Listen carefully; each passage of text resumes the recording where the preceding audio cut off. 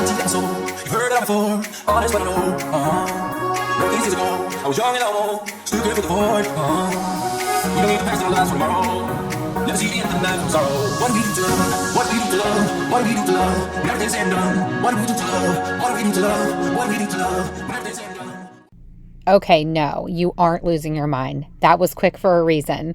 Welcome to the first mini episode of Hanging with the Herrigs. This is our first quick video, but I see more in our future. During our travels, we typically spend a couple of weeks, sometimes a month in one spot, so we end up with a lot of cool things to share. Other times we end up somewhere for only a short weekend or a couple of days headed to our next destination.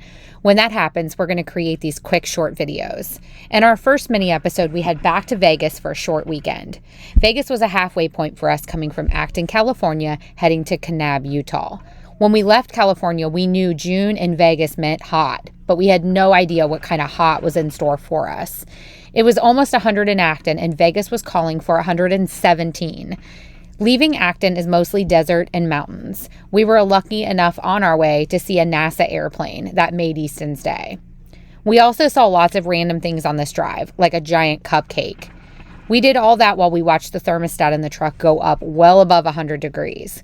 We saw a huge thermometer near the Mojave Desert showing us around 110 or 112 degrees. I-15 is a busy route for trucks, so we found a truck stop and did a quick check on the scale to make sure we were still traveling safely. Right at the border of California and Nevada on I-15 is an adorable little town called Prem, formerly called State Line. It's 40 miles from Vegas and seems like an awesome place to stop for a night or two. This was our second time driving into Vegas. Last time it was crossing into I-15 from Henderson, Nevada. This time we came in from Paradise, Nevada, a rapidly growing city just outside the Strip. The first time we stayed just off the Strip before the airport at the Oasis Resort, which we loved. This time, because it was only 2 days, we decided to try out the RV park, or should I say parking lot, at Circus Circus, a casino right on the Las Vegas Boulevard. We have managed to cool ourselves from a hot 98 to a cool 92 degrees. It sounds hot. It's actually not too bad in here right now.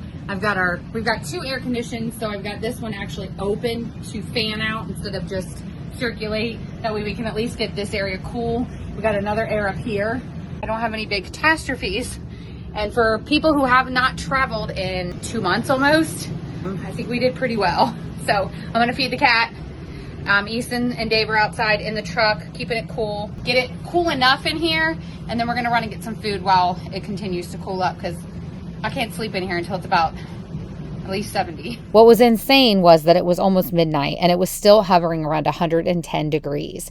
If you've never been to the desert in the summer, it's like something you'd never believe. The air is hot, not muggy, not humid, hot. It's a dry heat. So you're hotter than you can imagine and you're not breaking a sweat. It's so weird.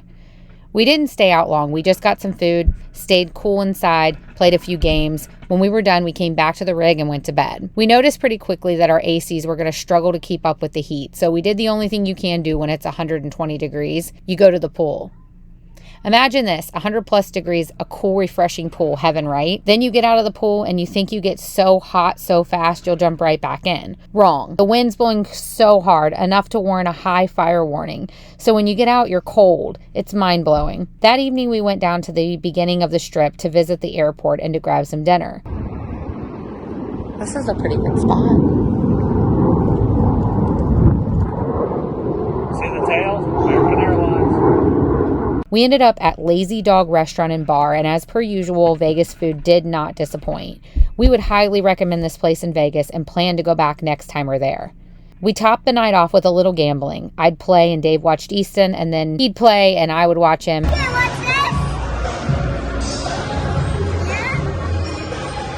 this. The next morning, Dave went to get us our favorite donuts in the whole country, Pink Box Donuts. If the Herrigs are in Vegas, you can guarantee a stop here. It's the best. I mean it. That afternoon, the temps were going up. They were saying somewhere around 120 to 125.